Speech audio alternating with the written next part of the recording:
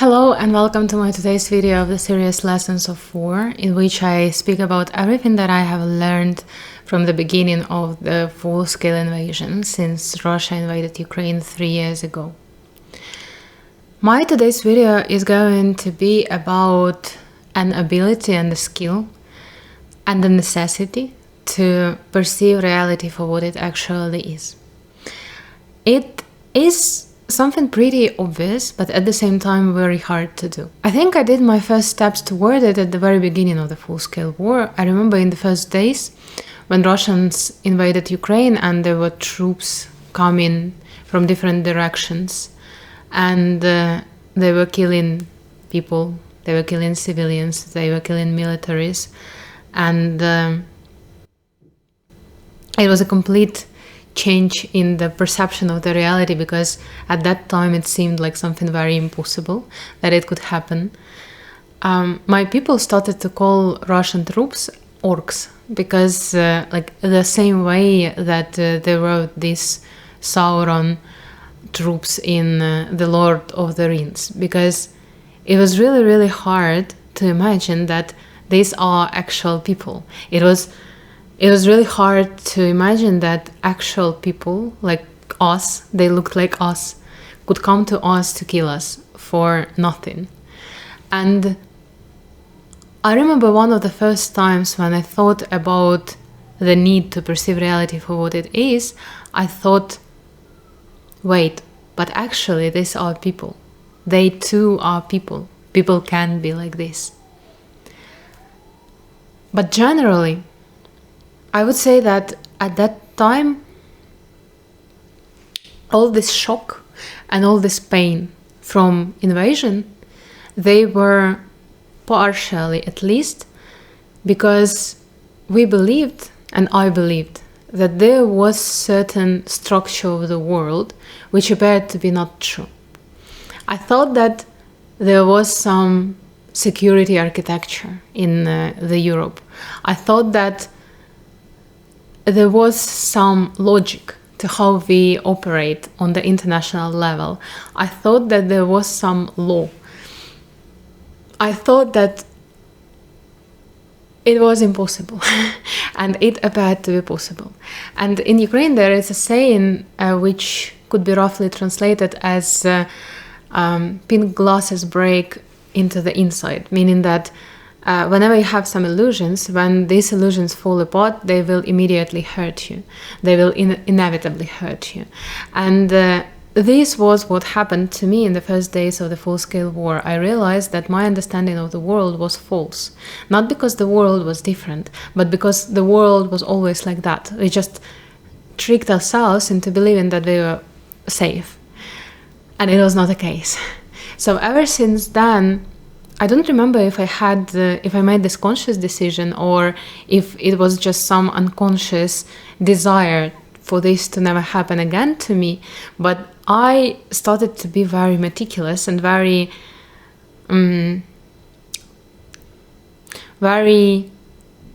honest about the reality that I live in, because it felt like something that could save me from disappointment. And when it's a kind of a disappointment that I got disappointed in my partner, or I got disappointed in my job, or I got disappointed in my company, that's one thing. It's not crucial. It's not as breaking as it is when you realize that the structure of the world as you thought it was not true, was not reality. So since then, I was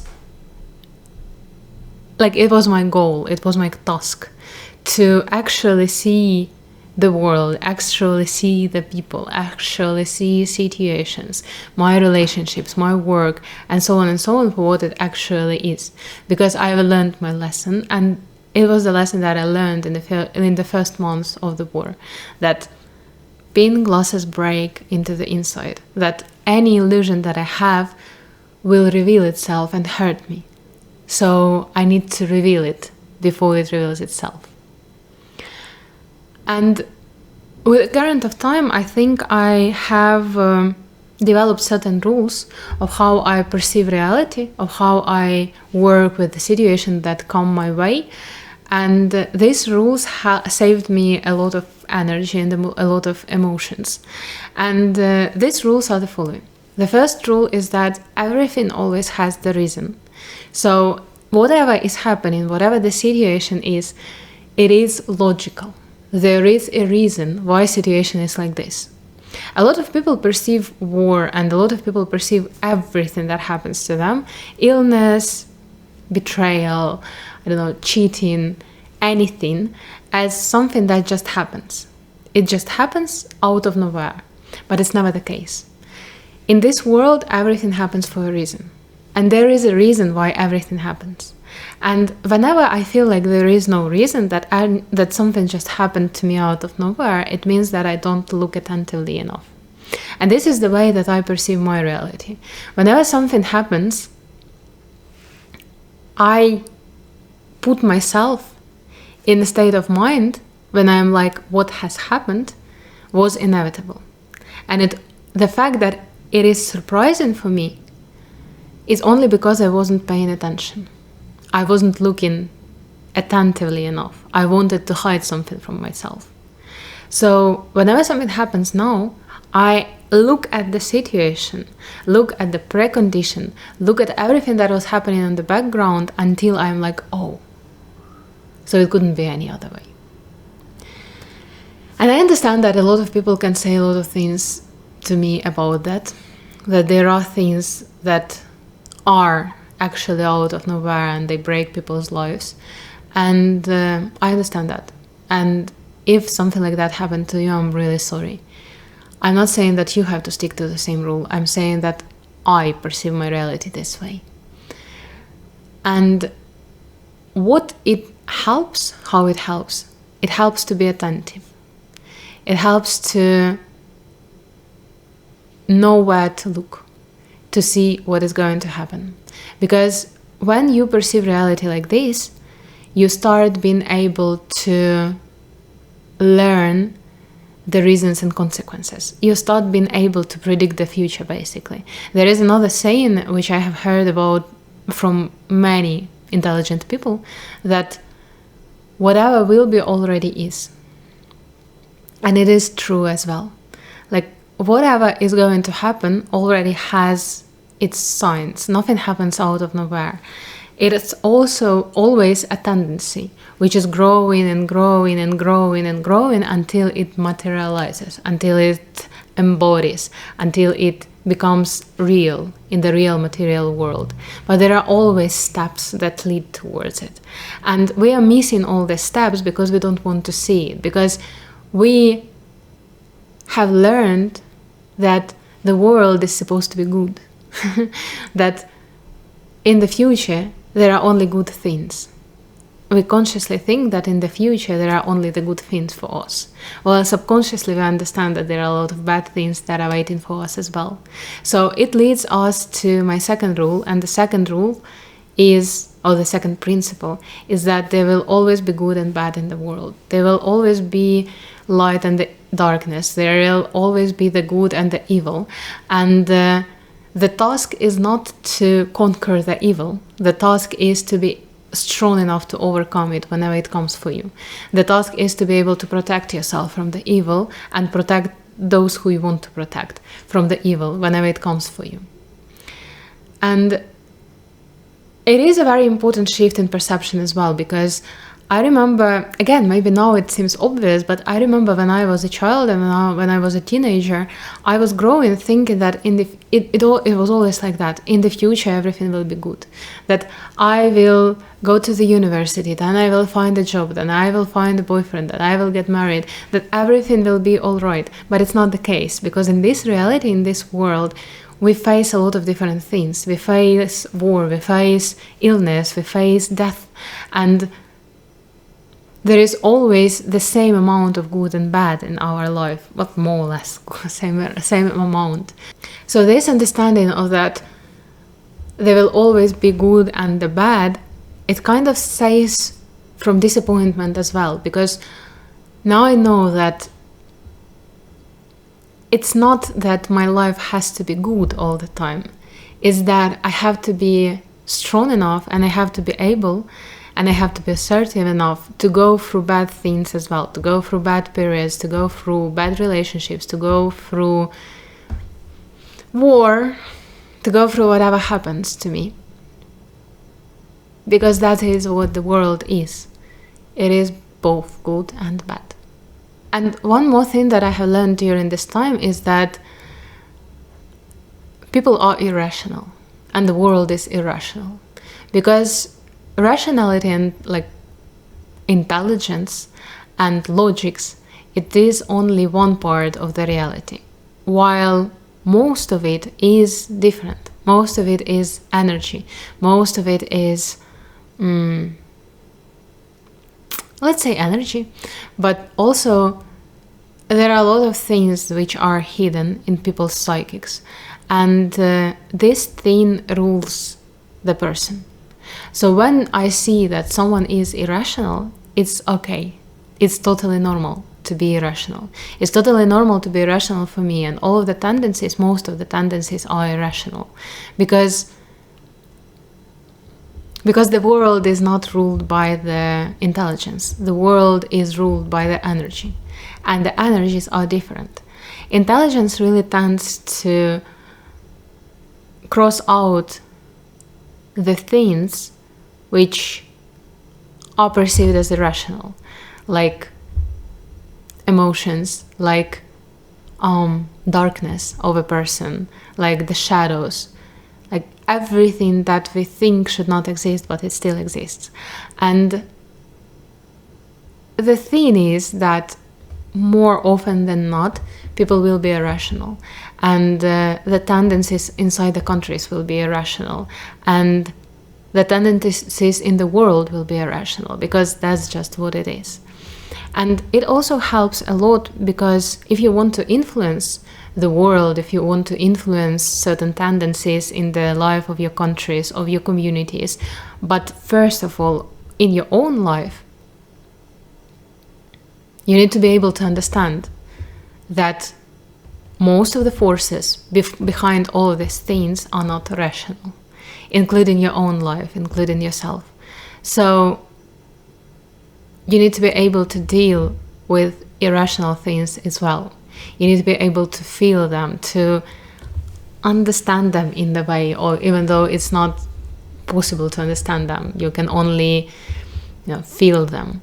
And for me, it was a very big part of what I was trying to do in the last 3 years. I was trying to see how these irrational things work. And it actually is pretty possible if you widen your outlook. And that was one more thing that I needed to do during these 3 years.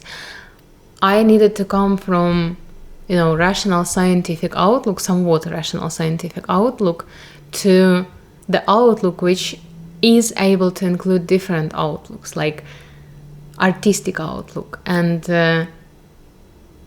esoteric outlook and historic outlook. And what else is there? Philosophic outlook, like all of them, to be able to see which ones work better in particular situation, but in fact to create an outlook which includes all of this, which can operate in all of this. Because if you try to live your life only relying on the scientific outlook and on rationality, it's going to be a very miserable life, because this life, again, is not connected with the reality, because reality is not rational. So I must say that such approach, it really helped me deal with most of my anxiety, and it also helped me deal with most of my disappointment and anger and sadness, because most of the emotions like this, like disappointment, like a sense of injustice and a sense of sadness and frustration, they appear in the places where we are not connected to the reality. Because if we were connected to the reality, if we saw the signs, if we really understood how certain things work, we wouldn't be surprised, and therefore we wouldn't be disappointed or angry or sad. So I'm not saying that I am a perfect person who understands everything about this world. Of course I'm not. I rely on some other people in this, and sometimes I still have my delusions, and it really helps me when I get, and I really like losing them. I really like being triggered, because it means that if I'm triggered, it means that there is a part of the reality that I don't see clearly, or I don't perceive clearly. Usually it is a part of my own reality, of something that is inside of me. But still, I think I might be one of the calmest and one of the most stable people that I know. And I firmly believe that it is because of these principles that I have been trying to embody, and the principles that I have described in this video. I understand that it might sound somewhat psychotic because when they say that, what is happening always has its reasons, it may sound very bad because, people are dying, and like innocent people are being killed. And it is very cruel to say that this is what it should be. And I realize that. And I believe that there is justice. There is, total universal justice. I believe that we as people cannot perceive a big part of the reality still. We cannot perceive what is happening after we die, because I believe that nothing ends with death, and we are going to talk about it in my next video. I believe that pain is actually not something bad as well, and I have felt a lot of it, and I still feel like pain is not pointless. It's never pointless. And I believe that a lot of things that we perceive as bad are not actually bad, and I'm still on my way of integrating this part. And again, I'm not saying that if something bad has happened to you, you deserved it. It's not what I'm saying. And if something bad has happened to you, I'm really, really sorry. But still, there is something to learn and something to integrate. Some strength that you can find in everything bad that is happening to you. Like, because the war happened in my life, I'm making this video. And because the war has happened in my life, I have become a very different person, much stronger and much more connected. So, what I'm trying to say here is that in the world that is really shaken, this connection to the reality as it is one of the most important pillars, because it gives you confidence on the one hand that you will be able to handle whatever happens to you because you know what is happening. And on the other hand, it is that you see what will be happening, and you are never surprised, and you never need coping mechanisms, and you never need to be anxious, and you never need to be scared, because you more or less know what is coming next, because you know what to prepare yourself for, because everything that will be already exists. It's interesting, like every video that I make has a very different energy, and this one is kind of cold, and I feel like I slightly feel like a psychopath when I'm speaking about these things, and maybe you feel this way about me too. But the thing is that yes, in some situations, in some aspects of life, we need to be like that too. We need to be very emotionless.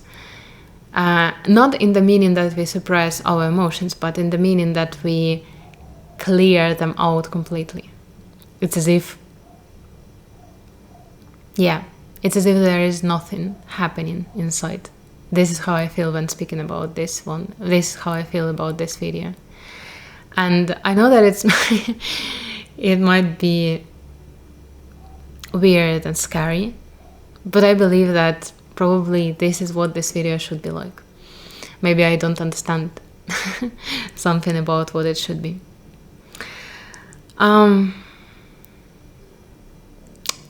Yeah, thank you for watching. See you next time. The next video is going to be about death, so maybe it's going to be even worse than this one, but apparently it is to be like that. So yeah, see you next time. Bye.